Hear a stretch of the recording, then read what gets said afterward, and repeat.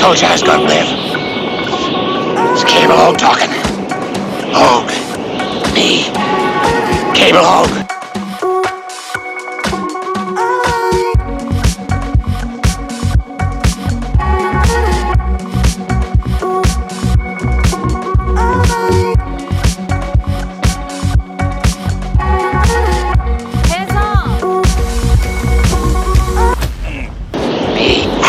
Cable Hogue.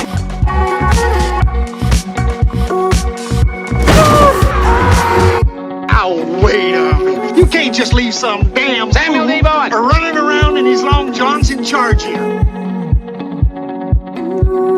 Welcome to our fucking fight club. Samuel, leave on. Oh, the safety's on. Calm down.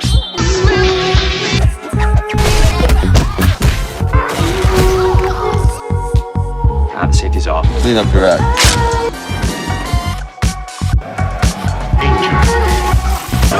Samuel, leave on.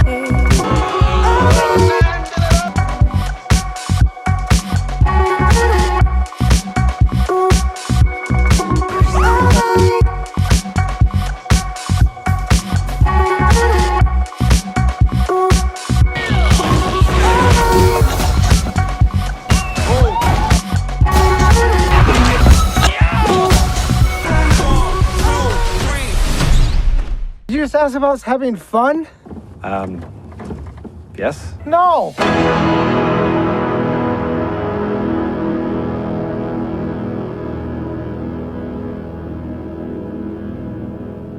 Samuel, leave on. It's only the stay. The best part is how I got welcomed by Broderick after having taken a red eye to see my friends, and he just immediately says, "You look fucking awful, Katie." You need someone like you. No, you definitely don't. So, Mr. Shebar, how much B-roll is too much B-roll? Never have enough B-roll. As we're now done Never. with MovieFest. I will always be searching for another clip of Eric Weiss as Eric Weiss is talking about his selections of terrible movies that year. I need more Eric Weiss. Did you point to the terrible movies? Are they here with us in the room? Energy I've seen in a long time, boys. Since MovieFest. Almost in a coma. I'll just be down here. Nice, David. This is totally normal, right? To MovieFest.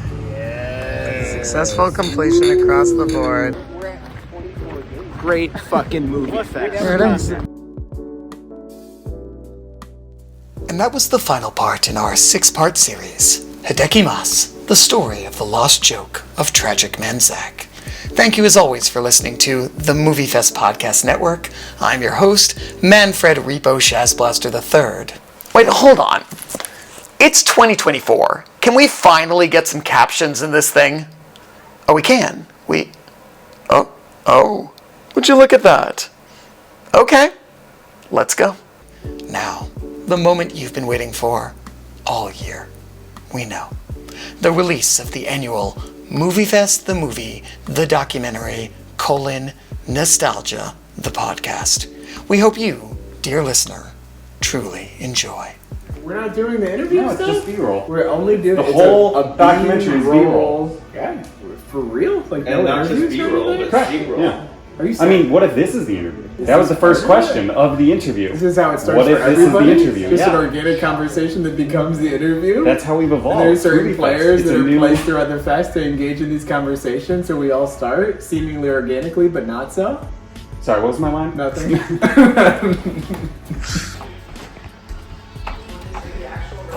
Oh, good. They knocked this over. Dutcher, Shebar. You know, we've done us a lot. But we're classic. Ooh, I might need my glasses. Okay, glasses. Because the sun's gone.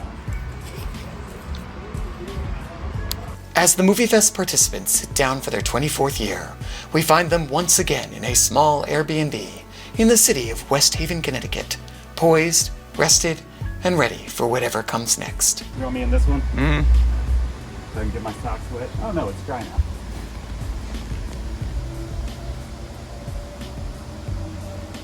Love that.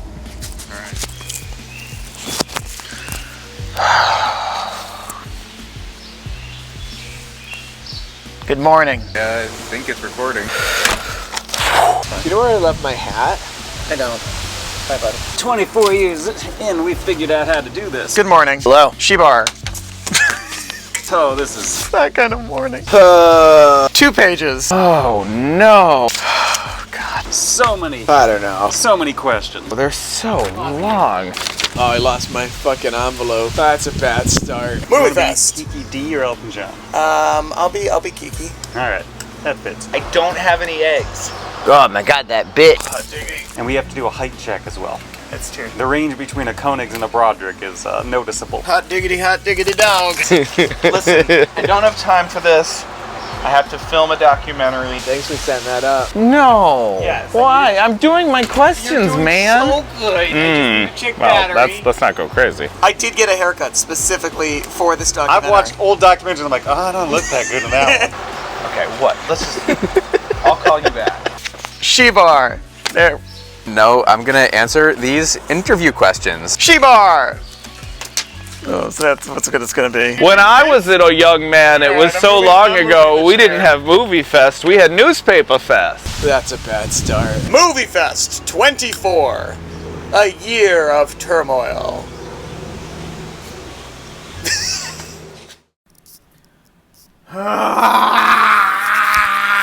MovieFest!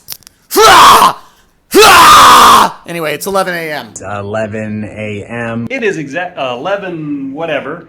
Exactly 24 hours before the start of MovieFest. In exactly 24 hours from now, from this moment, right now at 11 a.m. Maybe, who the hell knows when it's actually going to start. It's MovieFest time. It is MovieFest Eve. It's 24 hours before the start of MovieFest 24. Were we supposed to just stop and say what we were doing? Is that the content for the documentary? I guess so. 24 hours for MovieFest 24.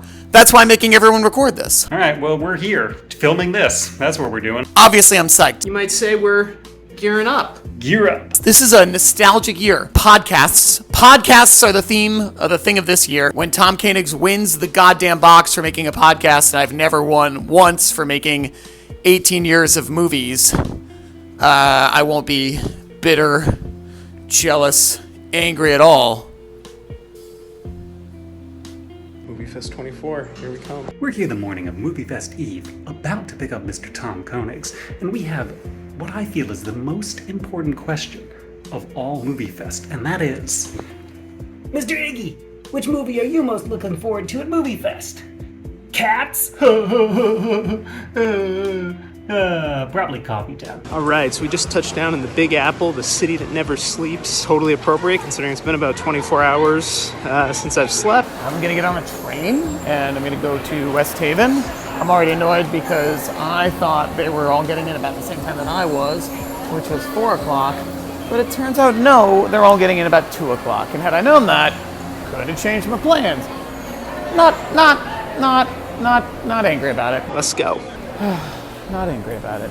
Just disappointed, Elliot. Alright, yep, look away dismissively, just like every other group wife. So I'm here, coming to pick up Koenigs at JFK. New York City always rolls out the red carpet for MovieFest. They've sent no one less than Elliot Dutcher, the voting chairman himself, to welcome me at the airport. Listening, of course, to chaperone like any middle-aged, straight white guy should. There it is! Yeah! Oh, the same footage as every year! Mr. Tom Koenigs. We're here in Jamaica on our way to New York City, and I have to ask you a question. Which movie are you most looking forward to this year at MovieFest? It's one of our longest, most extensive menus of all time. A lot of great films, a lot of classics, and I think the one that really jumps out to me is The Yellow Submarine. So I am on my way to West Haven Movie Fest, and I get a call from Tom Broderick. Not only not knowing how to navigate the parking in the Airbnb, but also fully drunk, and it's 5:30. And when he was talking to me about being drunk and not understanding the parking situation at the West Haven Airbnb for Movie Fest, he was drinking like a man! As always, the documentary begins with an introduction to those involved. A ritual act, despite the group being familiar together, a fitting word in the true sense of family. Let us begin with our bill of players, as we meet the participants, settle in as they introduce one another, and share a key memory for their partner from a time at MovieFest Past. I'll do it Rob-like. Oh boy. I'm sorry. Introduce your partner. I'm doing this with Wacky Wig, the 20-sided die that is in many ways the true spirit of MovieFest. People don't know who I am. Well, let me introduce to you Mr. Tom Broderick, partner extraordinaire. God, this is Eric Weiss, Houdini. I am Hall of Famer. What is my name? Let me introduce you to co-chair and Hall of Famer, Elliot Dutcher. So my partner is Rob Amatruda, aka Snobby. My partner and co-chairman, Mr. Alex Sheba. And this is my partner, Cable L.E. Hogue. Hogue, C-A-B-L-E. It's Cable Hogue! Me! One thing I remember, and this is not a good memory. I think I'm just tired. I wish I had a deeper cut for you. That's speak to your heart. I'll speak to my heart. There are a lot of memories that come to mind when thinking of Wacky Wig. Having just gone through Tom Koenig's now, one might say, legendarily, and might even be box-winning podcast. No. See, that's what everyone's saying, but... No, it's off-season. It is. That is Rob true. flipped some gummy worms. Come on, man. I can't argue with Have that. you seen the vest? Rob's vest. Do you think that's why Rob's wearing the vest? So if he wins the box, he can put the key in and never open it again? Ask Rob. Okay. On film. Okay. Why? Because he told Broderick and I. He told why? He told Broderick and I why he's wearing it. Okay. And it was actually genius, except he didn't go through with the full thing. Oh, you gotta ask him. All right, I'll ask. I'll get it. Wait, let's just we'll go 3, 2, 1. So am I doing the thing I think about you? Yeah, but it's the same moment. If we're okay. If we're doing this right. Okay. I'm gonna give you a real deep cut. Are we gonna say the same thing? Well, different things, one for each of us. Well, yes, but presumably would we choose the same thing? My firmest moment of you overlaps with your firmest memory of me. Introducing the Boyhood gimmick is certainly one of them. I think it was 2019 in the theater with the pauses. It was one of the funniest Eric Weiss contributions to MovieFest. Alex, when he was making the documentary, it was like Pause Fest, and it was so funny. When Wacky Wig hit for the first time after a really long drought at MovieFest 22, and then proceeded to pick the only illegal film on the menu, The Mystery of the Leaping Fish, about the cocaine-addled detective Coke Any Day. When I think of Rob, I think of 24 beers in 24 hours. I think of God knows how many miles in 24 hours. The king of the MovieFest gimmick. 3, 2, 1. You don't want to fuck with Scowen. Nailed it. Yeah, that's about right. While I was reading it, it was the first thing that came to my mind. A forgotten MovieFest film. Okay. Where you first saw Whiny Dutcher. Whiny, why can't we watch good films, Dutcher? Sure.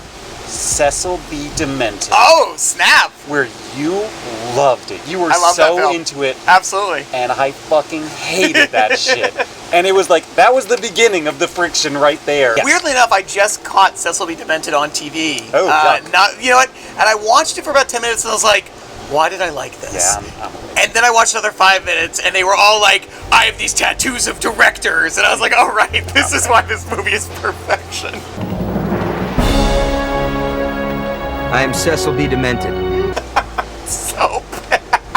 Wacky Wig's all about expanding the boundaries of the fest and having us think outside the kind of MovieFest box I think we can all get stuck in. My memory, and again, this might be because of Koenig's podcast that I've been thinking about kind of reflection, but was the moment when Elliot decided to take a friendly gathering of chums, of acquaintances, one might even say friends, and pit us together in a winner of MovieFest. One that pits us against each other for a winner of MovieFest. The introduction of the box not only changed the dynamic between this group, but I would say MovieFest forever, and I would say has arguably made it worse. Okay. That wasn't even the first question. Samuel D. Bauer. Heading to MovieFest 24. It's been delayed now for coming up in an hour, and they're already there. I'm going to cut to some B-roll here of them having a really good time drinking beers and me being stuck on this train. We're B-rolling. Or do we just say B-roll? I can't wait till this actually makes the cut. Shebar, if this made the cut, you were real desperate. Rob! What's the address? Why didn't Elliot send us the address of the Airbnb? I don't know where to go! It's MovieFest, Rob! It's MovieFest! Alex, it's MovieFest! Getting in this damn car. Why are there so many running shoes on the floor? Hold the pizza. You actually got a pizza? I got a pizza, baby. That's why it took so long. You're fucking weird. I'm so sorry. Why did you get a pizza? I don't know. You said we had food, and then I got a pizza, and then I felt bad. They have like so much grilling food. Roger's the most manly of us. Why did you get a pizza? Well, Broderick's drunk, and he probably will want pizza later. Broderick likes to. Broderick likes buying a pizza now and then eating it 9 hours later. We know this about our good friend Tom Broderick.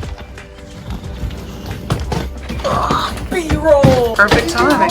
Hey, Canucks. Like your hair? Hey. Pizza. That's what we call a pizza. Hi, buddy. You want some bar pizza? I certainly don't. Why did you come so late? Everyone got here at like 4. I hate you so much. When you got on that train, I was like, if you'd seen my face, it was like kicked puppy. I was like, what do you mean they're on a train? Like, literally, if you said an hour before, I could have moved by train and hopped on a train. Bedtime for Bonzo, you say? Bedtime for Bonzo. Let's just watch that now as an aperitif. It's not that long. You wanna get the ketchup? It's not everywhere in your face. It's not ketchup, I don't think. Is it blood? Go back. I love you, Rob. You know what, Dutcher? That's why I made the moves I did. You cooked nothing. Well, you did absolutely. You sat by the fire pit and made fun of everyone for 2 hours. I bought him enough burgers. Oh, that's what it is. I see. That won't get old. MovieFest 24 was a year of reflection for the participants. Coming up, but not quite at the quarter century, the group used this year as a somewhat preparation for the milestone MovieFest to come. This was no more captured than during the introduction of the first ever MovieFest Hall of Fame, a new ceremony looking back at past fests and immortalizing the participants into the annals of the record books, chosen by a shadowy cabal known only as the Committee. All this talk, MovieFest 25, about which we're all very much excited. I didn't want to lose sight of what an important MovieFest this one is. I say that, but I actually don't know what any of this is about because I just had some mysterious envelopes arrive on my door this week, and they say, to the participants of MovieFest 24, care of Alatamry, do not open until MovieFest Eve. Oh my goodness. Memorandum, MovieFest Hall of Fame, 6/12/24. Dear MovieFesters, congratulations on 24 years of MovieFest. This is a truly monumental feat of perseverance.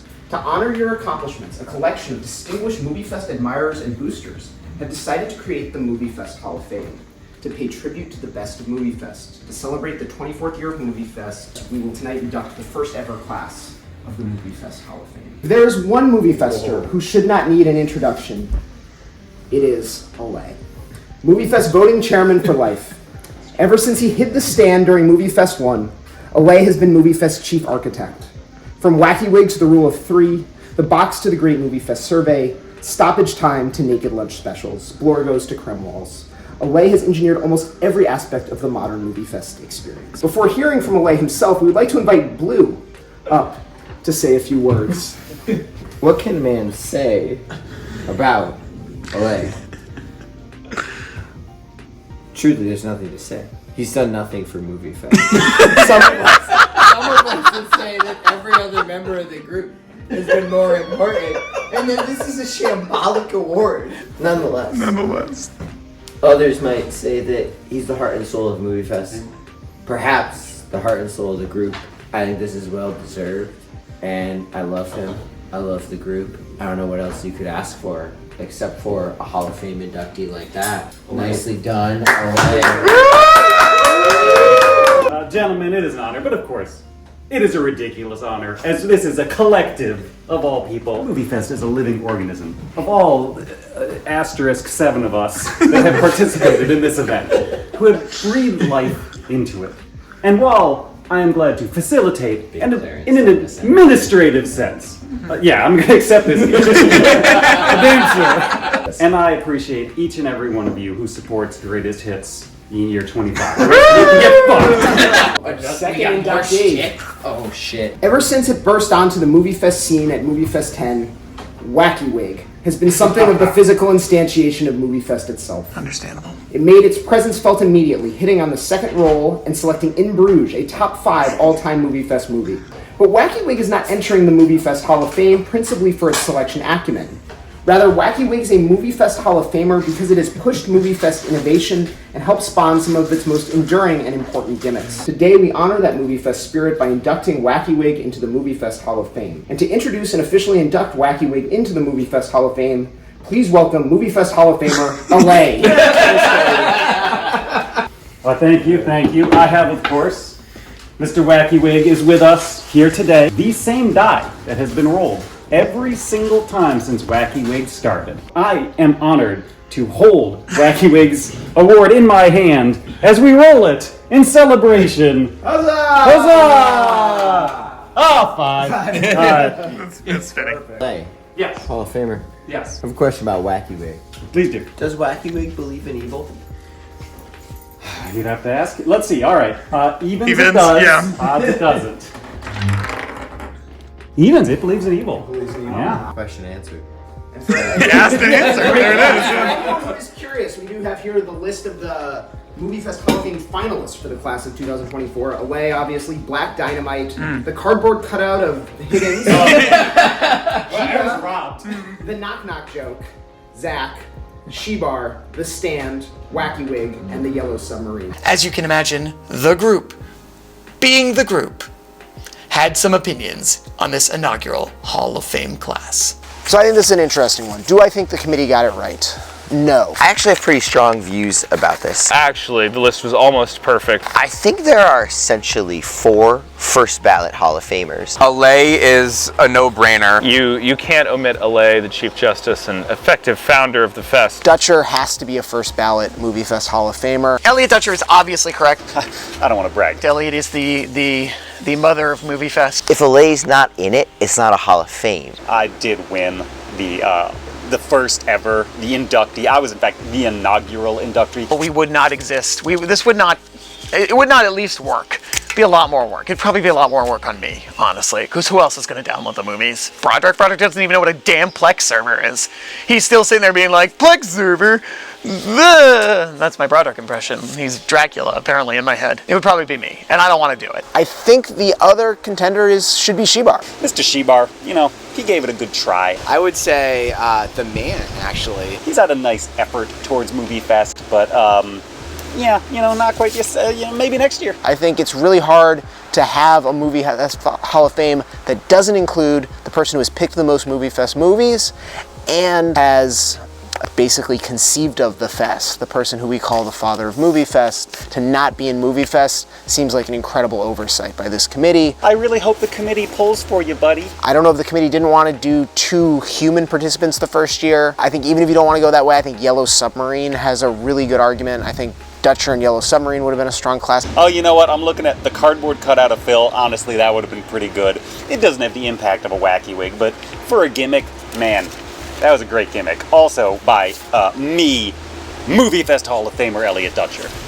Now the question is Wacky Wig. Obviously, Wacky Wig is too politically important to snub. The consequences for any of us could be very serious. Wacky Wig was selected. I get the argument for Wacky Wig. I think it's a strong case. In a sense, I think that's correct. I don't think it's the right one. Even if Wacky Wig was, absent from MovieFest for like fucking 15 years. I mean, there were, 9 MovieFests before there was ever Wacky Wig. I think jumping that over Yellow Submarine was a real oversight. Do you feel the box deserved a Hall of Fame induction more than Wacky Wig? Oh! I really wonder what they were thinking. I wish I could get inside their heads. I feel like it was probably Wacky Wig, because it actually affects the movies you're watching. The box is just a joke at the tail. It's a punchline.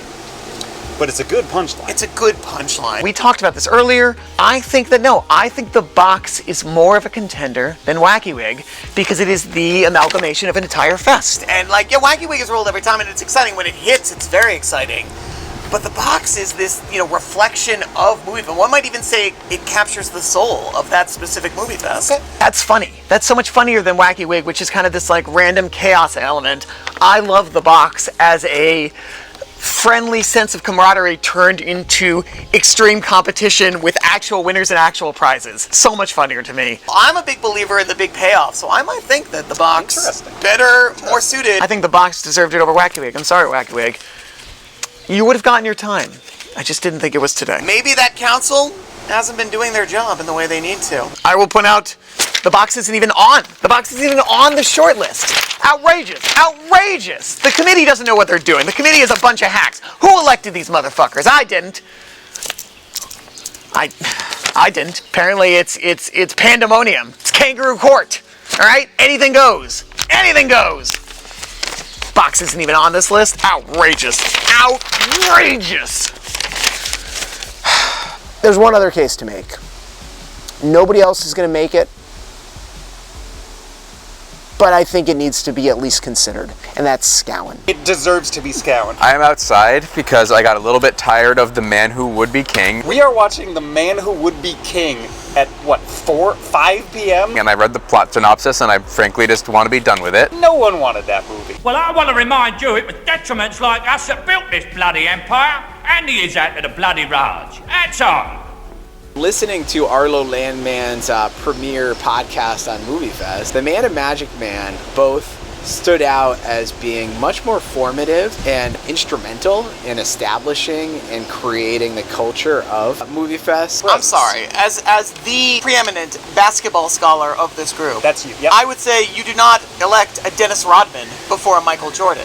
Oh yeah. Despite the fact that I enjoyed fixing his hair color more in those games than anything else. Yeah, no, it's the comp, and I say no. So I say bullshit to your absolute insanity. Yes, Dutcher has molded MovieFest into what it is. Yes, we watch Yellow Submarine at the end of every fest. Yes, Shebar came up with MovieFest in the first place, and yet, do any of these MovieFest titans really have the impact, fest to fest, that one Zachary Van Scowen does? If you go through the list of MovieFest memories, those moments that stick with you, not the moments you enjoyed the most, sometimes the moments you enjoyed the least, but the moments that you will carry with you forever. I think those are first and foremost Zachary Van Scowen moments. So I at least want to say that he is someone who should be under strong consideration for the Hall of Fame.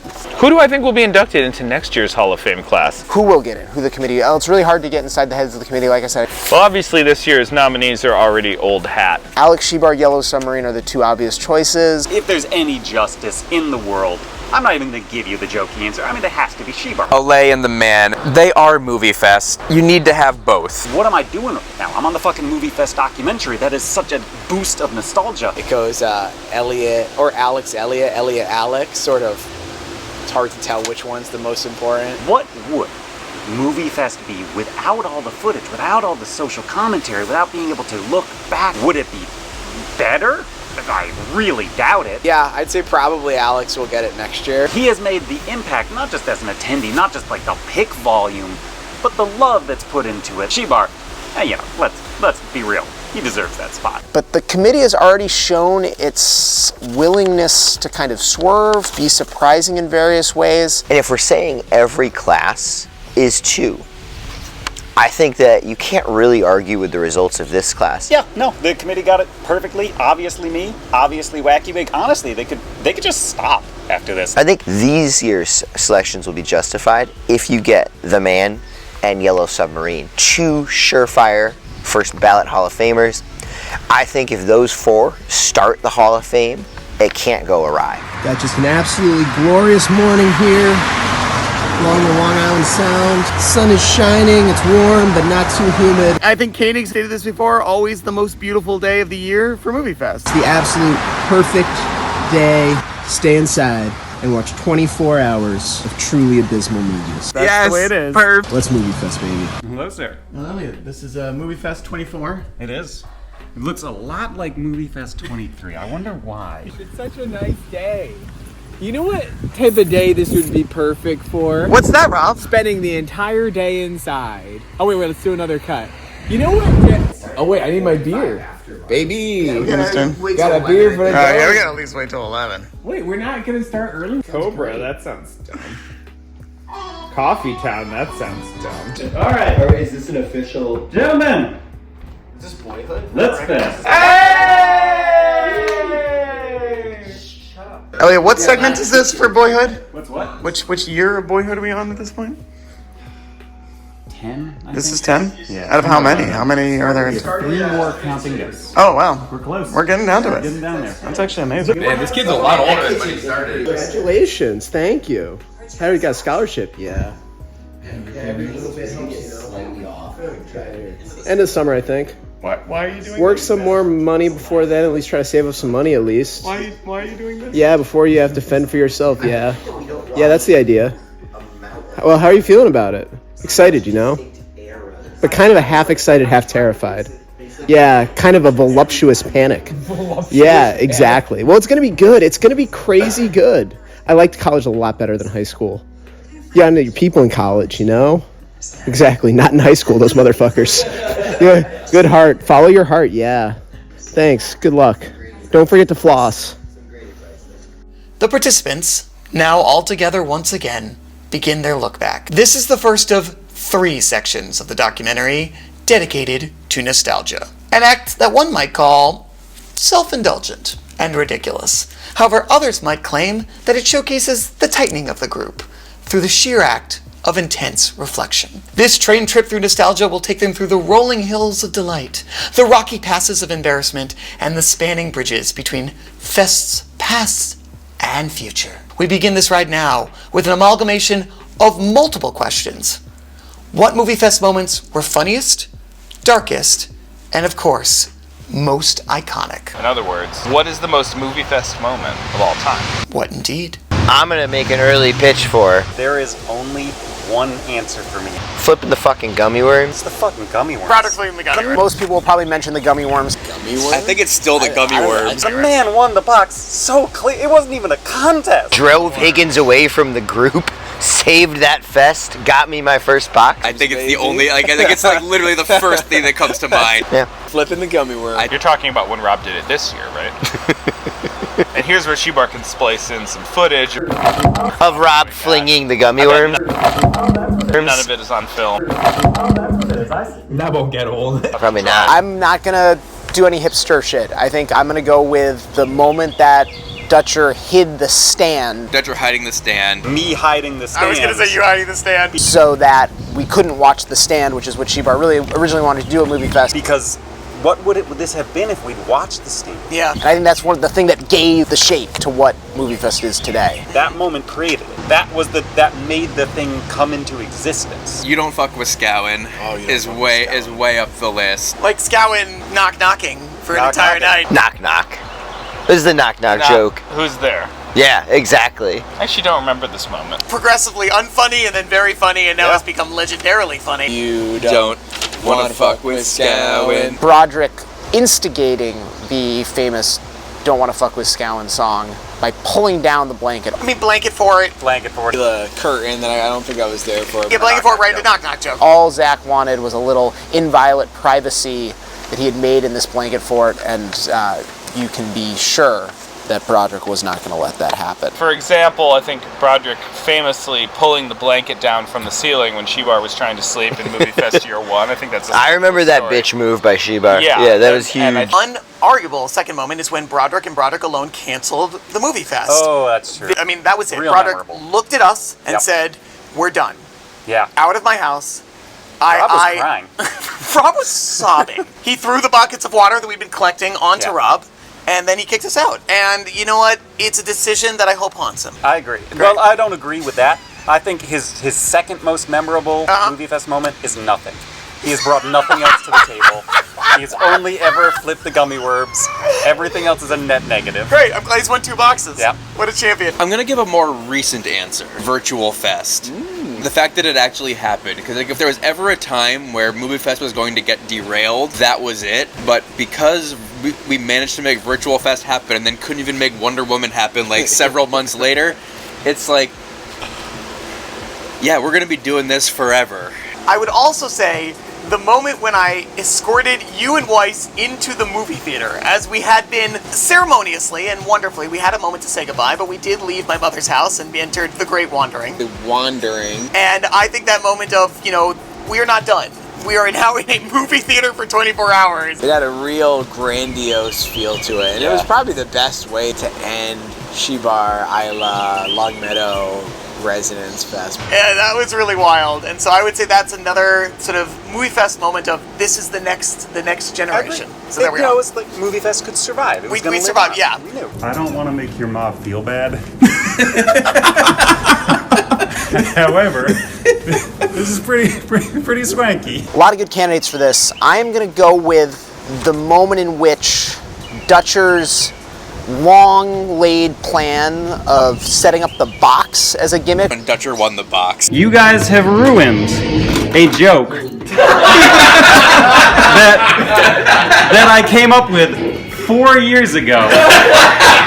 And he had this whole elaborate plan where he was going to give the box to the winner of MovieFest, and it was going to be like really self-consciously shitty gifts. Yeah, I still think about like that. Kleenexes, stupid gifts, the stupidest. I don't even. You got Q-tips. I got like Q-tips and Band-Aids and half-punch barber's card, barbershop punch card in New York City. Like this, and he was going to run that out for a few years. 4 years in the making. And then he was going to do this big bait and switch, and 1 year someone was going to get like $100 to get to that joke. And he went to go for it, and of course he won the box that year. It's just so Elliot. But I think kind of captured the chaos, the unpredictability, the impossibility of really planning out MovieFest. He's in charge. He's coming up with these ideas. He came up with the box. It was years in the making. And kind of control the beast. The beast controls you. Just the payoff of it not going to one of us is just so brilliant. You do not control the beast when it comes to MovieFest. My moment. I would love to know your moment. It's more like a repeat moment. Okay. It happens a lot. Sure. It's the point during Yellow Submarine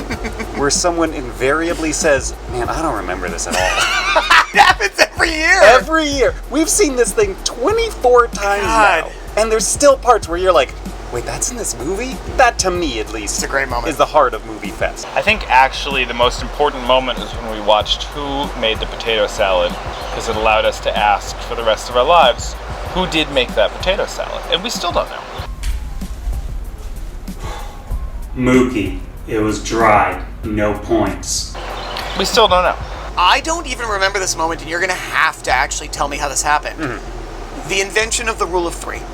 Okay. Had we not had this rule of three, we probably just would have watched TNT movies we loved. That's fair. So, but I don't know the moment. Very different. Very different. It was off season for sure. Yeah. And it wasn't year one. No. Year one we didn't. We watched like The Graduate. Year two. By year two. We fine-tuning it. Okay. It was almost certainly you and I. I have to imagine. That, like, trying to think up how can we improve it. And I think, that is a good answer because it gets into the heart of us always trying to innovate. Oh, I love that. Trying to make it more than what it was. Yeah. And the rule of three, I agree. That's like, what would this have been if we had... It would just be James Bond Fest again. We would just, do 24 hours of James Bond. Yeah, it would probably just be, movies that we like. Yeah. Those are the special moments. And we have a fest like this where, it wasn't the smoothest fest. Yeah, it's freezing right now. Yeah, we had not the best movies, but you get these little gems in a fest. If you build it, they will come. You agree, Wacky Wig? Yeah, hard to argue with that.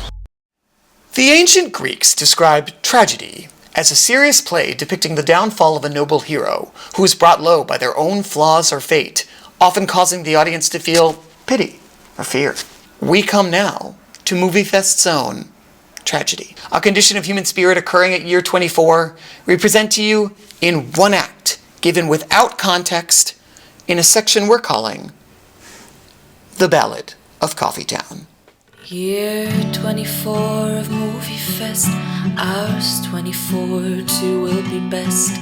Rob, he comes, he's our famous guest. Let's watch Coffeetown, he suggests. Yeah, Coffeetown, you ever heard of it? Me neither, but that's not the point of it. See, he set his heart on watching it, but the only thing he's watching is all that buffering. Don't you know what buffer means? A thing that reduces the shock or divide between two foreign things. So why is it called buffering? The movie is all locked in, but loaded it's not, and Rob did live a shock. It was a tragedy. Perhaps Rob's sadness was greater than the movie could be. Next year would be the year to do it. Coffeetown! Coffeetown! One for Coffeetown! Coffeetown! I support Coffeetown. Here's my argument in favor of Coffeetown. We have to watch it. He'll shut up about Coffeetown. I actually vote for Coffee. Coffeetown! Coffee in return for my vote. I do either Hold on. Are we watching Coffee Town? Where's Coffee Town, Rob? Coffee Town is in my bag. Okay. Time to go find Coffee Town. I think it was by the gummy worms. Go on an adventure. Would you take in my Coffee Town? I'm a man with a select set of skills. It's a Coffee Town. To make your life a living hell. Oh, give me Coffee Town! Rob, I'll give you a hint. You can see it in this room. Seen Coffee Town, obviously not where Rob is from. The DVD was the only way for them to finally see this alleged masterpiece. The disc is in, the screen will freeze. Perhaps the film refuses this. It wants all of Rob's lingering. With all that buffering, don't you know what buffer means? A thing that reduces the shock or divide between two foreign things. So why is it called buffering? The movie is all locked in, but loaded it's not. And Rob did live a shock, it was a tragedy. Perhaps Rob's sadness was greater than the movie could be. Hey, Coffee Town! Got a Blu-ray, baby! Coffee Town! Excited about Coffee Town? We're excited. Fuck yeah, guys. We did it? I guess I better top up my coffee. Oh, I hope there's no way to put it. Coffee Town. We gotta keep it rolling. Coffee Town twice. Zach, how you feeling about Coffee Town? It's so good. It's so good? Yeah, I think it says what other movies are too afraid to say. You happy, Rob? I'm very happy. It's really good, and people like it a lot. It's going really well. We could have made a better movie than this. Attempt Yes. to fix this. The movie Wow. guys. Thank you, Movie Fest Jesus. The horror in Look at Rob's face. The darkness in his soul. If we just have to watch this freeze frame for the next 24 hours. Portrait of torture. Yeah, she ain't moving. What do you mean? Just bring it on down to Coffee Town. Yeah, eject it and clean it, and then put it back in. Clean it out of here. Old school. You remember these days, right? Oh shit, it's not even loaded. Oh god. Please check this. Please check this. One more time. Check this. Hey, think of it this way. At least we can play frisbee with it now. Yeah, we sure can. You gotta play. Alright. Alright. Now we're gonna have to... Yeah! Coffee Town's back! But is it not even playing? And we're living here in What do you mean? and they're closing all the TVs down. Wop wop.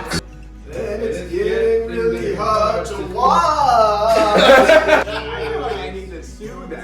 If it doesn't work, I'm going to sue the company that makes this. Do you feel like you are a failure because of your movie that you've chosen and spent money to? No, it is your fault. No, it is your fault. It's your fault, Rob. You chose the DVD. People were loving the film before it stopped working. Rob, I need you to stop living in denial. You chose the DVD you put on the film. The film has failed. You have failed. You have failed. Attempted fate. You have failed. The sun and my wings, they melted, Alex. Okay. Right, do you need a hug, Rob? Do you need a hug now that Coffee Town? Don't touch me. You're okay. I don't need my banana. You're okay. The bananas are dude. Look, you're hugging the bananas. It's okay. You're okay. Your mouth is It's so okay, close to you're my okay. face. Wait. Coffee Town doesn't have a DVD available? As we know, in this movie fest, a tragedy happened. And that tragedy was that Coffee Town wouldn't play. And to memorialize what we lost today, we're gonna secretly bury Coffee Town at the Airbnb. Let's do it.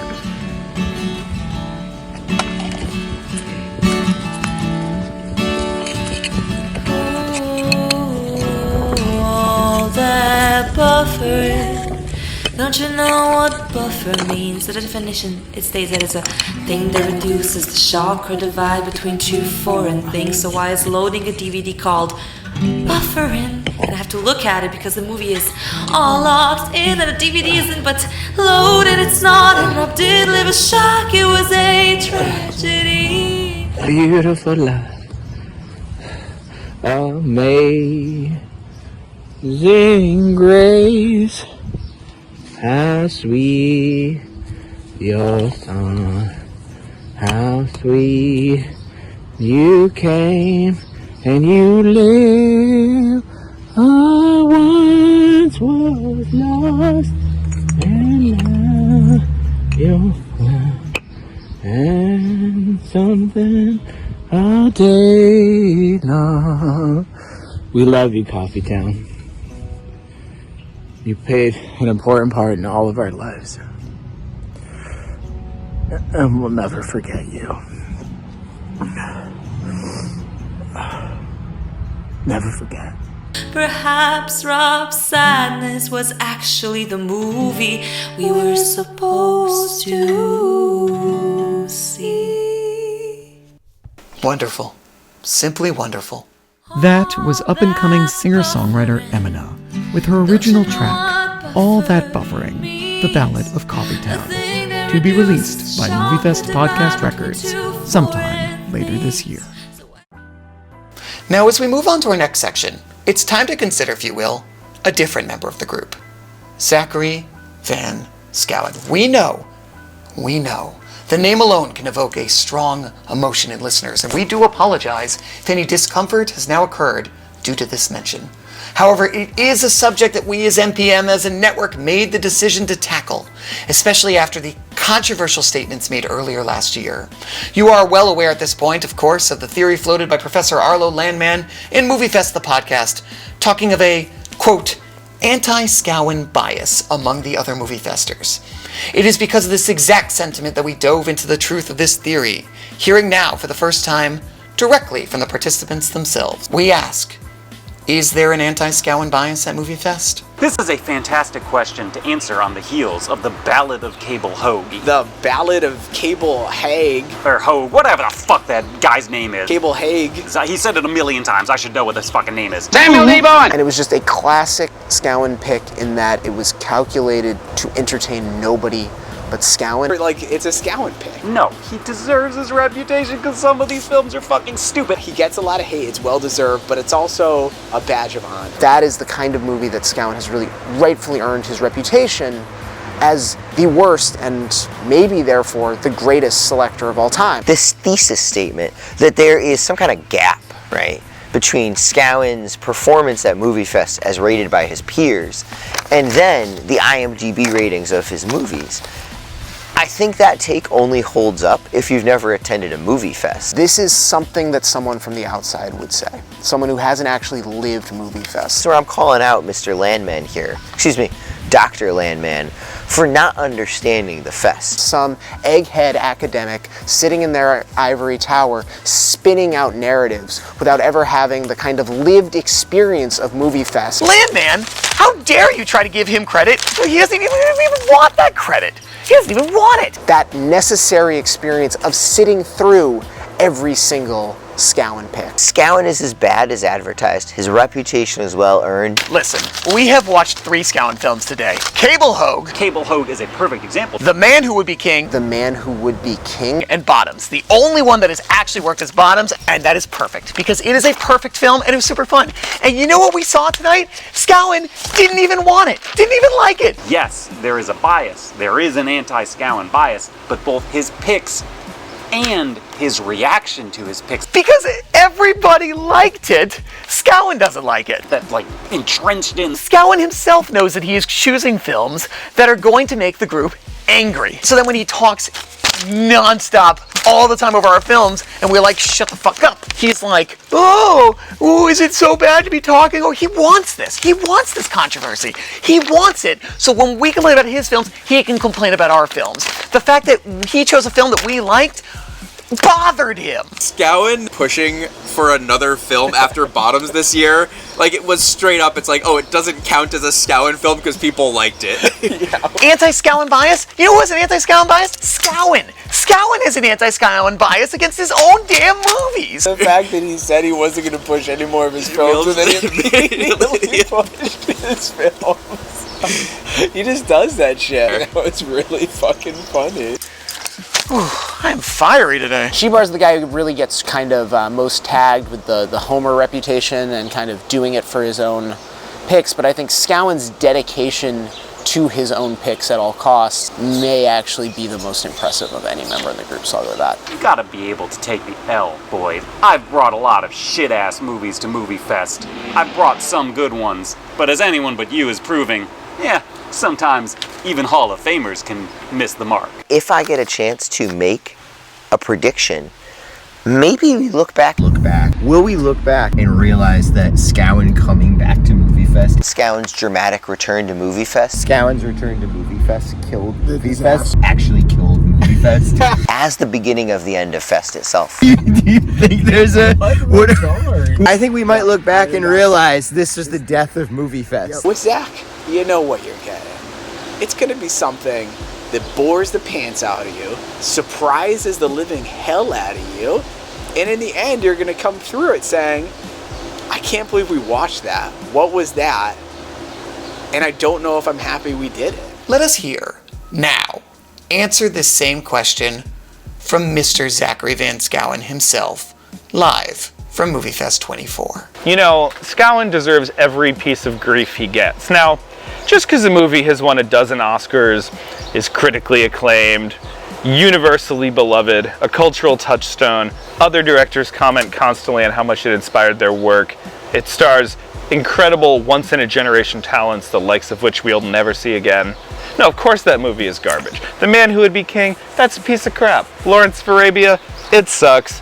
Casablanca, absolute garbage. And that's why The Ballad of Cable Hogue, one of the most beloved movies by director Sam Peckinpah, was so brutally maligned at this year's MovieFest. And yet, Alex claims he's a big fan of Sam Peckinpah. He loves Sam Peckinpah. He just thinks the movie is boring. Well, let me tell you something, buddy. I know Sam Peckinpah. I worked with Sam Peckinpah. And you, sir, are no Sam Peckinpah. Let's go! 4! I thought it was a 1. I was actually really excited. It's finding its time. We're 4 hours in. What are you thinking? What's your hot take? 1/6 of the way. 1/6 of the way. I'm saying best fest ever. The year of good movies. We are 4 for 4 thus far. 4 for 4. Have we watched 4 movies? Boyhood. Oh, 50 shit. minutes of Coffee Town. Fuck. Ballad of Cable Hogue and half of anyone but you. Forgot about Boyhood once again. Scowen. Butterfly 4 hours into this movie fest. What do you think so far? Butterfly morning. Perfect. I think this movie fest, honestly, fucking great. Why are they helicoptering them out? That seems obscene. They couldn't use like a rowboat or something? What is this? Polar opposites most years. You know connection with these gloves. You know connection. She thinks about the life she could have had. Yeah, it would have been dumb. Look at that guy. I'm saying the other guy.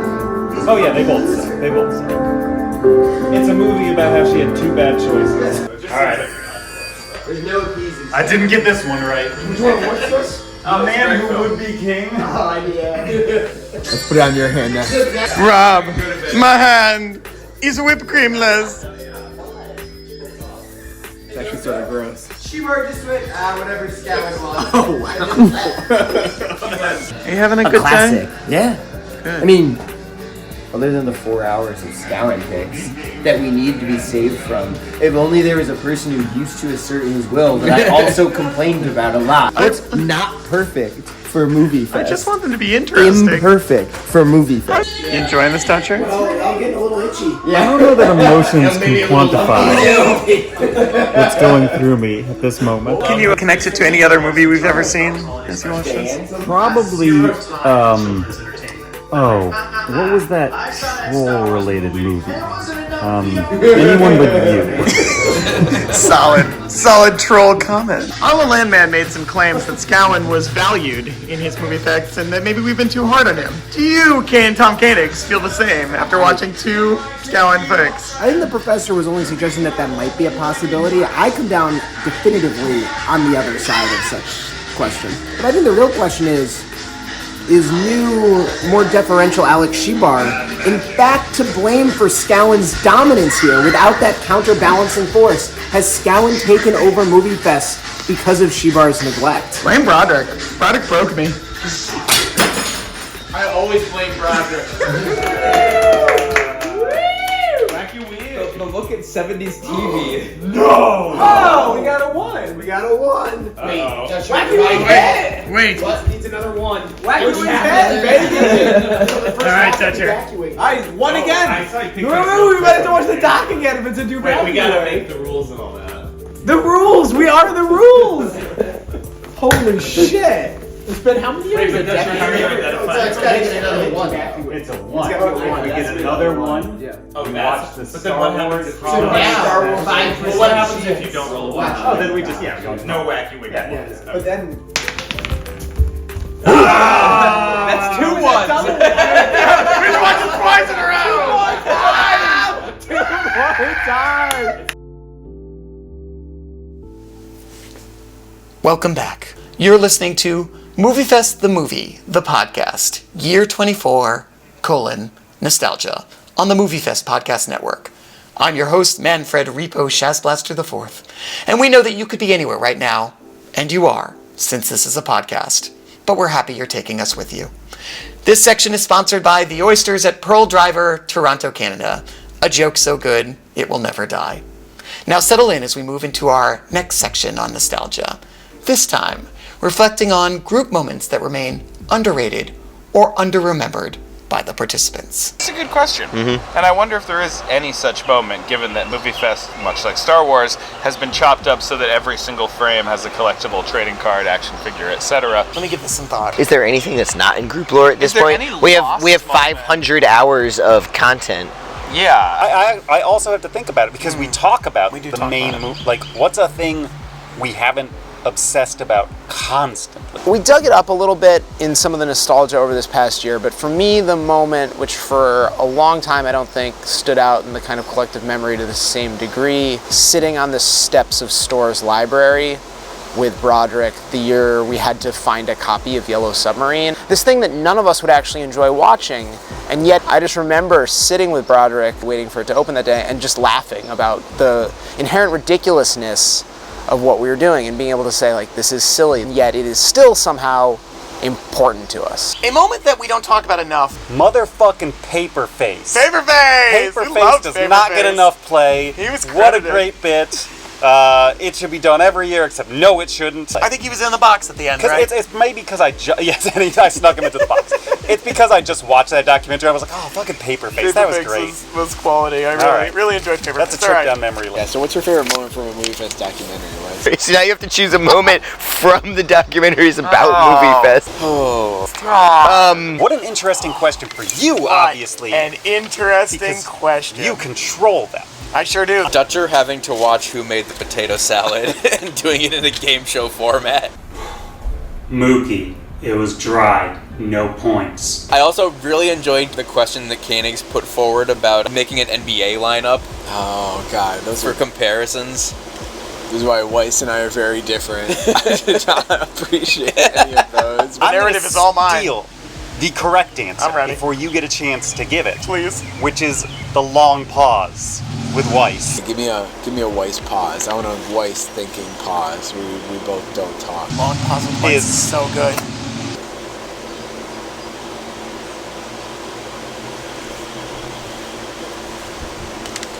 That you got that. Yeah. And you just said, fuck it.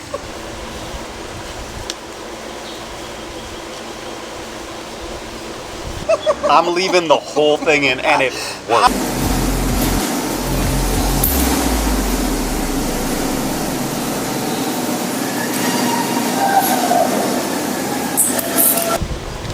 I think my favorite doc moment had to be the conversation leading into canceling MovieFest for the Reckoning doc. That was, I just think it wasn't a happy moment or a fun moment, but there was just something dramatic and exciting about it. And I go back to the Reckoning doc and find that is one of the most compelling because it had the most drama and intrigue. The most suspense we ever truly had in a doc. Like that was like a truly like dramatic suspenseful moment where he didn't know how it was gonna end. Having just watched MovieFest 22, nothing from that documentary. Oh really? I liked when Scowen came back. Did you like that part? The return of Scowen. Maybe a little known fact. Early documentary footage is I was in the room. I have a degree. I have a degree in journalism. I don't know if you know that about myself. You asked the questions. I would ask the questions.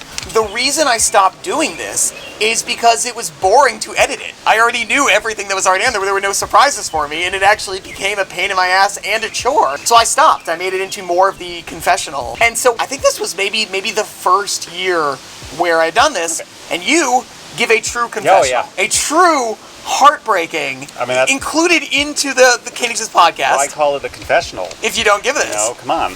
And so I'm sitting here unsure what to do with this. But I knew I wanted to include it because I thought it was important. And then Broderick comes through with a full-on 4-minute dance. I could see it. I could see the vision in my head of like, I'm going to put Elliot's full confession, it's going to break everyone's heart, and then I'm going to have Broderick shaking his ass in the camera. And it's going to be perfect. And it was right there. Can I just say, as an official complaint, yes, these please. should be heavier and more personal and like really super serious and like downery. I think it's a disappointment. I really think that... Ooh, you're going to forget about that. And you're going to put that footage in. Never. Hey, future Alex. Cut it. Cut that. He's going to forget this movie. You know what I actually should do? I should just like blank that. Be like...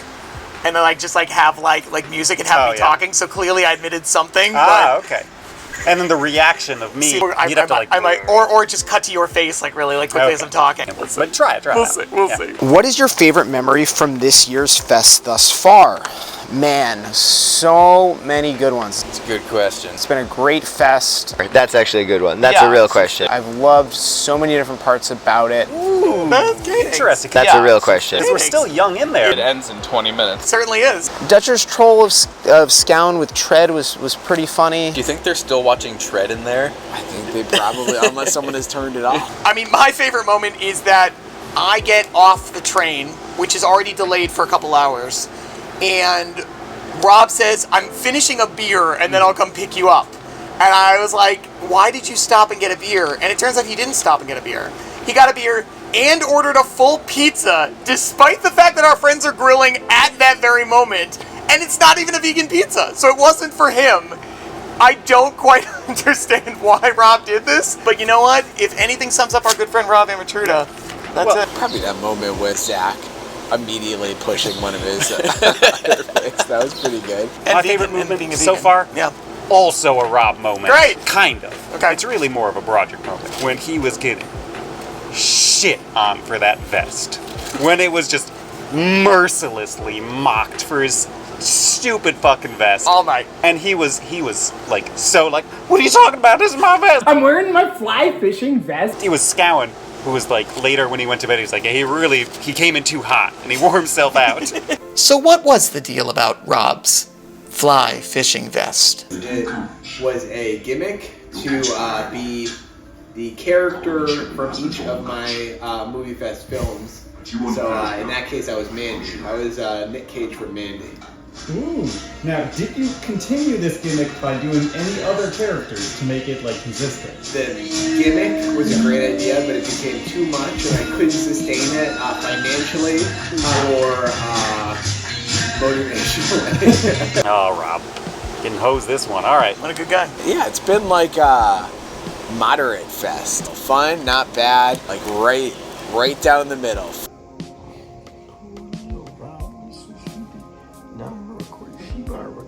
Rob's sleeping. Oh fuck, the Spider-Man meme has come to MovieFest. You!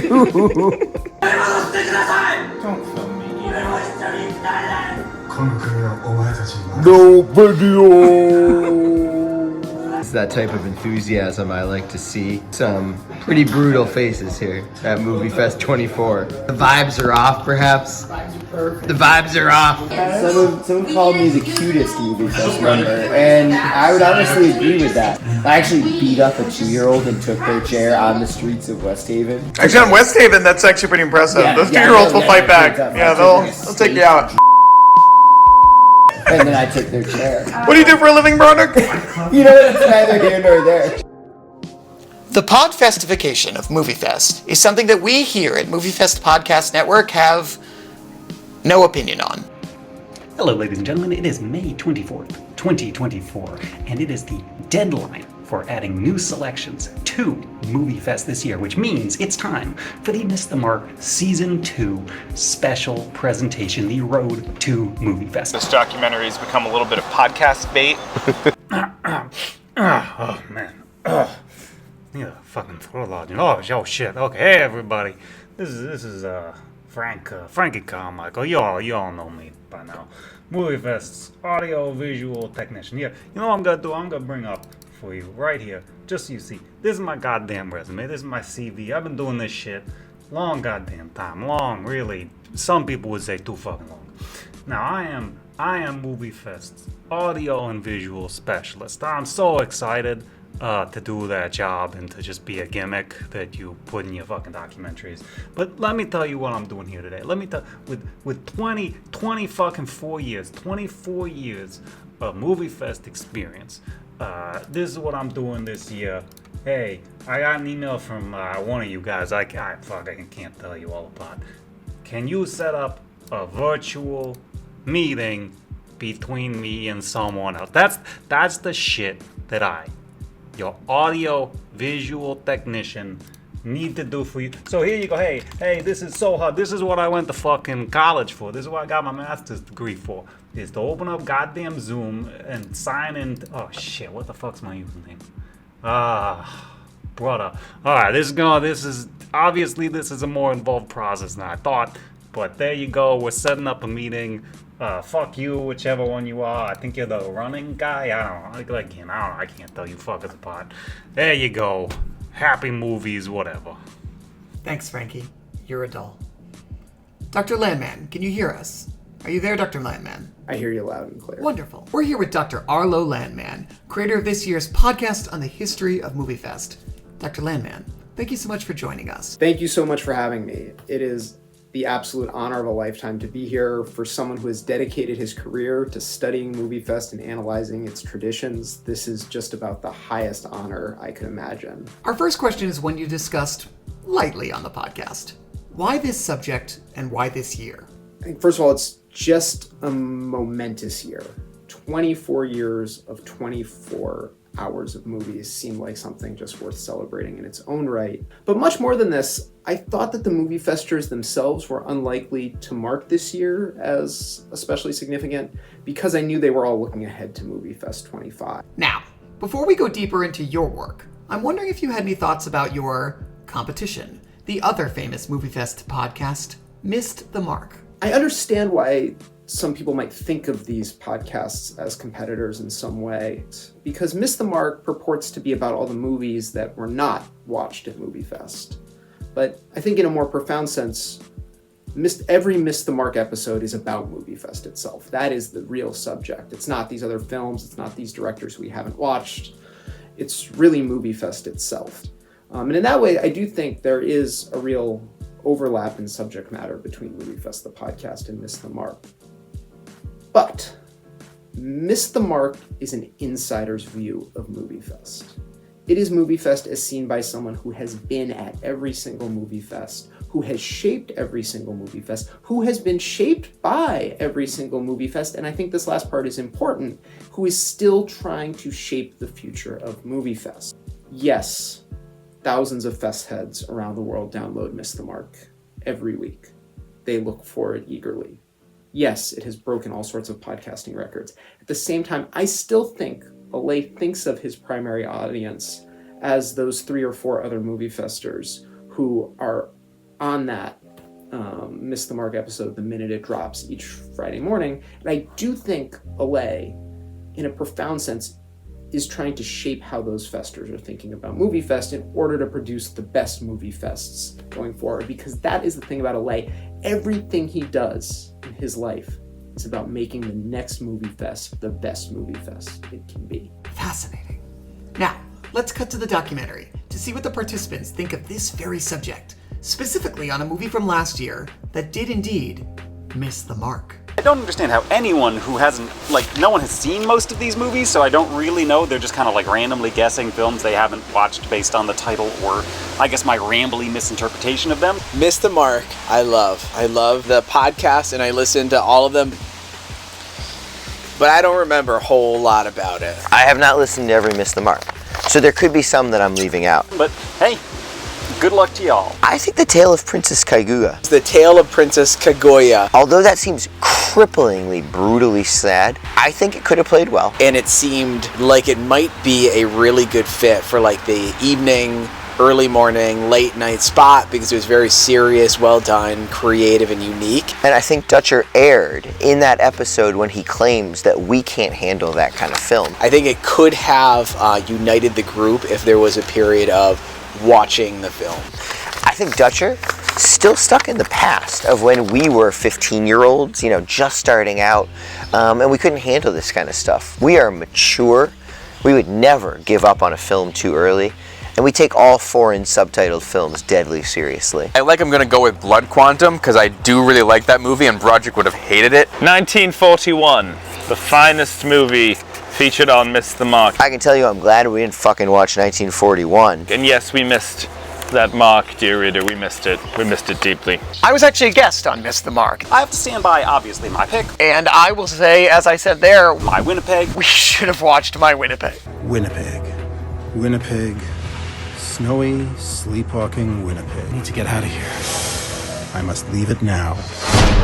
What if I film my way out of here? Clear choice. It's awful. Clear favorite. But it's also amazing. Would have gone over so well. Would have been mwah. The amount of hate towards Scowen. My favorite Scowen pick of all time. Unfortunately, we didn't watch it here. I would have much preferred watching My Winnipeg to any of the Scowen picks. Okay, I have a clear answer here. The answer is Handsome Devil. Handsome Devil? And the reason the answer is Handsome Devil is, in fact, the file for Handsome Devil was in fact a different movie. Which was, of course, Poor Cow. Poor Cow. Poor Cow was a 1960s British drama, which Dutcher at least describes as truly terrible. Because Elliot hated it so much. I can imagine no more memorable MovieFest moment than putting on one movie to watch him pick the wrong film, us maybe having to watch that film just because of the nature of Elliot's system. I think that would have been a classic moment. He didn't have to watch it for Miss the Mark, but he did, so I assume that we would have had to watch it during MovieFest. And we 1,000% missed the mark by not watching Handsome Devil / Poor Cow. And because he hated it so much, it would have been a joy to watch that hate blossom in real time. And while we're on the subject, we asked the participants for a film from any MovieFest that should have been a Miss the Mark episode. That is a incredible question. Whew, that's a doozy. Any MovieFest movie? There are 440 films at this point that have been watched at MovieFest. Holy shit. So there are a lot of contenders to think through quickly. So I actually thought about this. The key to a great Miss the Mark episode is to let Elliot do a bunch of funny voices and get really mad. You need something that would, outrage me. Which one would have most offended Dutcher? What is this film? Why are we watching this? And produce the kind of rant that is really what we're all looking for in Miss the Mark. Does something that Dutcher is going to feel like he truly wasted his time watching. As a result, the movie I would select, Kimiko Treasure Hunter. Bunzo! 好きなことしてBunzo! 自由だよ自由! Bunzo! 行けってば! Bunzo!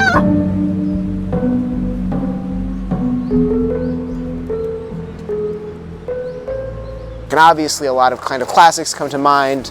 Rubber, Repo the Genetic Opera would have been incredible episode. I really, really wish that Cable Hogue would be a Miss the Mark episode. Frankly, something along the lines of the Ballad of Cable Hogue. I want to hear it. I want to hear what he thinks. And I want to hear Dutcher break it down and give his thoughts about what Scowen's picks mean in a larger sense for the fest. But I'm going to go with Greener Grass from The Reckoning. An incredibly surrealistic, bizarre, kind of mind-melting movie in various ways. I think the Miss the Mark on that would have been one for the absolute ages. You like it? Sure. It's from the pool. Oh. Once Upon a Girl. Why would Shebar have brought softcore pornography that was animated, this Disney mess of a film? I think, to me, I wouldn't have gotten it. That's what makes Miss the Mark so special, is when I'm outraged but I don't fully get what's going on here. So Once Upon a Girl would it would have incensed me and I would have had to watch it by myself. I wouldn't have understood why the fuck Shebar wanted this film. My takes on it and my fiery passion of that film, that's the one that really, really stuck out to me. Black Dynamite. I think if Elliot got his hands on Black Dynamite and we expected something like Who Made the Potato Salad, and it was the amazingness of Black Dynamite would be amazing. And I think Elliot would love it. And for him to know that he stole it, he pried it from our hands, from MovieFest claws, from the grips of what would make something amazing, he took that away and held it to himself, purgatoried forever, missed the mark for once. And yeah, I think he would love that. On season 2 of Miss the Mark. I'm just doing ads. I'm doing fucking ads for my shit in Shebar's documentary. The entire documentary will just be ads for other MovieFest related content at this point, and goddamn, I love it. Welcome back. We're still here with Dr. Arlo Landman, creator of this year's celebrated and also controversial podcast on the history of MovieFest. Dr. Landman, speak to us about the reaction you've seen to the podcast. Not everyone agrees with your choices of the 24 essential films of MovieFest. Of course, everyone doesn't agree with my list. I'm even confident that if I tried, I could come up with a list of 24 different movies, no overlap with the current list, and those movies could still capture the kind of essential essence of MovieFest. That being said, I stand by my list. You might disagree with some of the choices. You might have some things that you think were kind of inexcusable omissions, and yet I challenge you to sit down and for 24 straight hours watch any combination of those movies and tell me that that experience isn't profoundly MovieFest. Now, a lot of people seem very upset that you build this as a podcast about 24 films, but actually included 29 films. Your thoughts? It's really funny, Manfred, because that is, in fact, the most MovieFest thing about the podcast. The fact that there are 29 of the 24 movies that define MovieFest, I see that as what really, out of the podcast, is kind of most true to what we might call the real spirit of MovieFest. I'd say the podcast takes its inspiration from MovieFest's own disregard for the rules that it purports to not only uphold, but in some ways deify. MovieFest is defined by a dialectic of order and chaos. There's the saying that inside every man there are two wolves, but inside every MovieFest there is Alay and there is Elad. There is Magic Man and there is Blue. These oppositions, these paradoxes are what define MovieFest. Thesis, antithesis, synthesis, order, chaos. MovieFest.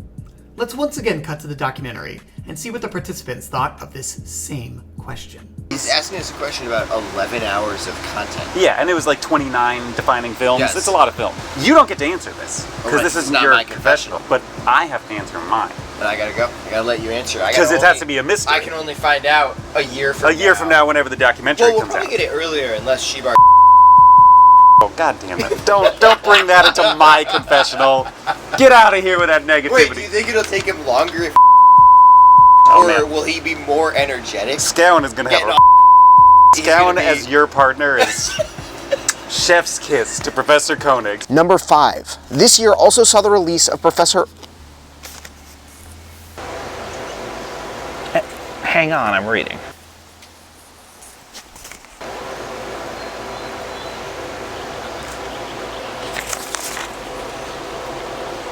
No, it's perfect. Most of these are right. It's perfect. There are definitely going to be some movies that don't belong. I think you could have definitely trimmed this. I love the list. What would I have cut? Except for Rubber. That was the worst movie ever. Immediate thoughts as I listen to the podcast. You know what doesn't make this list? Here we go. Ready? So just a couple. +1? +1. Bullshit title. Maybe. I know it's a top rated pick. Bullshit. Dave Made a Maze. Dave Made a Maze. Dave Made a Maze. Absolutely not. It's a good film. It was enjoyable. It didn't change anything at MovieFest. Kind of a stretch. Out of there. It would be like picking Goon as a defining film of MovieFest. It didn't.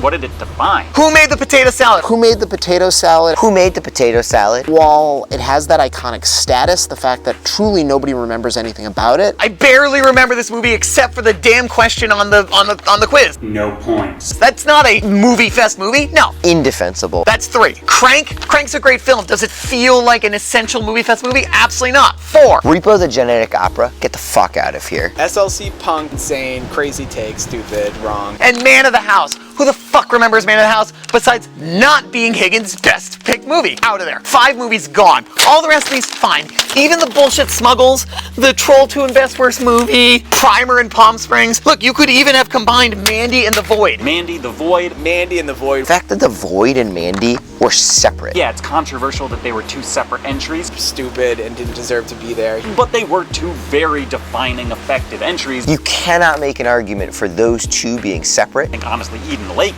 could make its way on 2. You can make an argument for 1. I can understand it. Do you need 3 films taking up the same slot?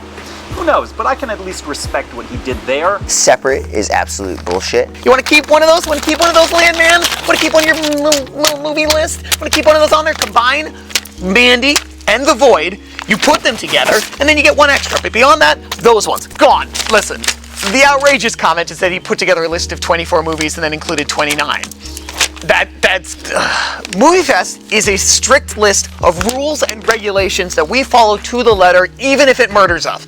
Even if it means we have to watch The Tale of the Leaping Fish, Coke any day, watch this bullshit. We do it because it is within the guidelines that are set down by high up above, and without rules and regulations, we are nothing more than animals. We are not animals. And so, to be able to say I'm going to put together a list of the 24 movies for the 24th year and then put 29 movies is shenanigans! That's what's wrong. What's wrong with your system? 29 movies. Who do you think you are? Who do you think you are? We live in a society. We live in a society. We live in a society. Generally, those movies are, if you gave them to people, people would be like, what is this? They'd be like, I've not seen any of these movies and they all sound awful. And we'd be like, yep, that's MovieFest. We're here for our final section with Dr. Landman, MovieFest podcast historian. Dr. Landman, early in this documentary, the participants talked about the question you refused to answer in your podcast. Quote, anti-Scowen bias at MovieFest. Do you have any additional thoughts since the release of your podcast, or do you want to address this at all? Yes. The anti-Magic Man bias, this is something that the kind of hot take machine and internet discourse seized upon from the podcast probably more than anything else. Okay, so the data says one thing. The data tells us that there is an anti-Magic Man bias and that it's pretty clear. So as a scholar, as an academic, as someone who tries to be objective about these things, that might lead me to say that there is in fact an anti-Magic Man bias. At the same time, as an anthropologist, all the kind of anecdotal evidence about MovieFest suggests that Magic Man is in fact so annoying about his picks that that is what's truly driving the anti-Magic Man bias. That this isn't actually about a response to a particular set of films, but a response to a way a particular person advocates for those films. But what I really think is that in some ways, the whole question of anti-Magic Man bias, is it real, does it exist, is a kind of red herring. The more I've thought about it, the more I've realized it doesn't really matter whether there's an anti-Magic Man bias or not. What matters is that there is a discourse generated by Magic Man picks. So is there a anti-Magic Man bias? Maybe, even probably, but is that what's important? No. What's important is that those picks generate a discourse, that they generate a response, and that response is at the end of the day, MovieFest. Fair enough. Dr. Landman, it's been a pleasure having you here. Thank you for joining us. Thank you so much for having me, Manfred. It has, like I said before, just the honor of a lifetime. May all of your wacky wigs hit, and none of your Shaz blasters be Kremwald. Welcome back. Have you enjoyed taking this trip down memory lane with our participants? A wander in the garden of memory so serene, so metaphoric, so chock full of Scowens and Shaz blasters, Captain videos and capitalizing on time slots, poker and podcasts, the box and the Broderick? If so, a present from us at MPN to you. A third section on nostalgia.